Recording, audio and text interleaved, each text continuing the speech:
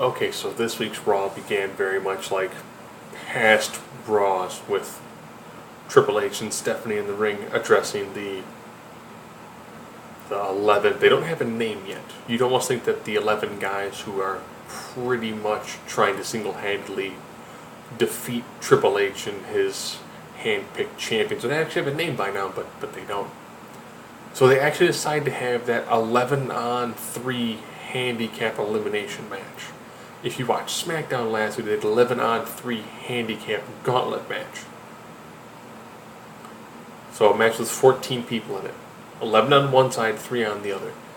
It is very reminiscent of the time when John Cena and Randy Orton took on the whole roster of Raw.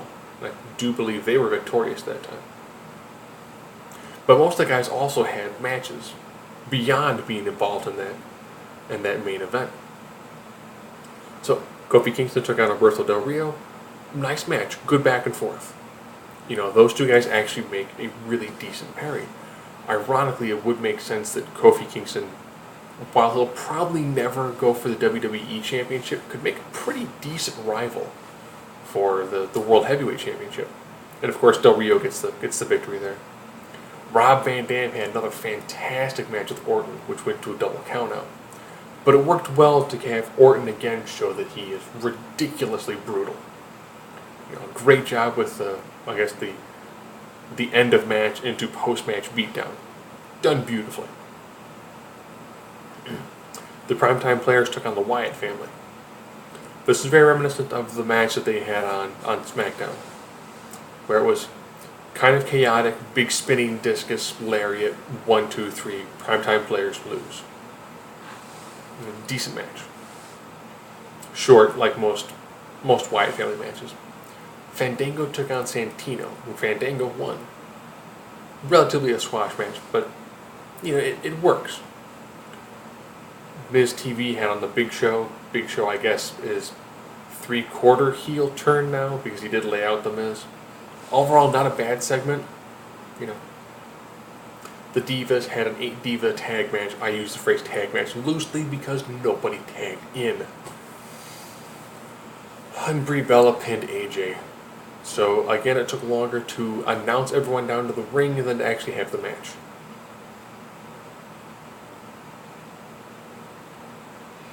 Oh, so we're leaving anything else out?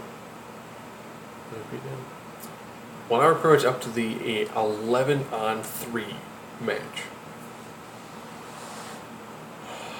This match saw the first time Roman Reigns has been pinned in the WWE.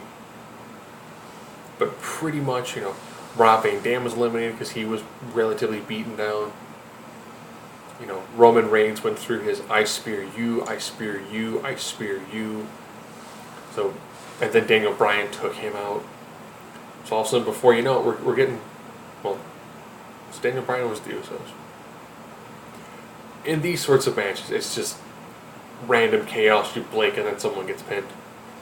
And it ended up coming down to the Usos and Daniel Bryan were the ones who ended up being victorious when they actually pinned Seth Rollins. So, ironically, out of it being an 11-on-3 handicap elimination match, the Shield destroyed the vast majority of people who were in the ring with them.